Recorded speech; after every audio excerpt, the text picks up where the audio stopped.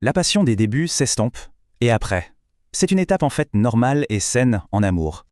Ce qui nous charmait chez l'autre devient agaçant. Si le début de la fin, pas du tout.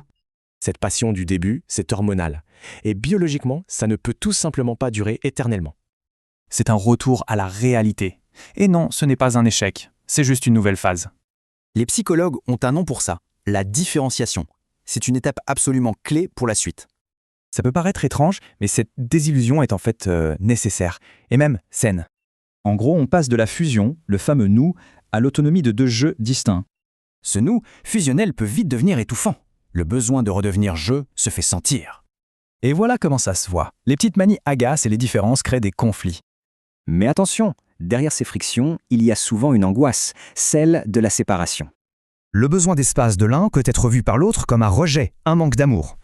Et cette anxiété va créer une dynamique de couple très classique. Deux rôles apparaissent. Voici la dynamique, le poursuivant et le distancié. L'un se rapproche, l'autre s'éloigne. Alors quel est l'objectif ? Surtout pas de revenir à la fusion des débuts, c'est impossible. Le vrai but, c'est de construire une relation solide entre deux individus bien distincts.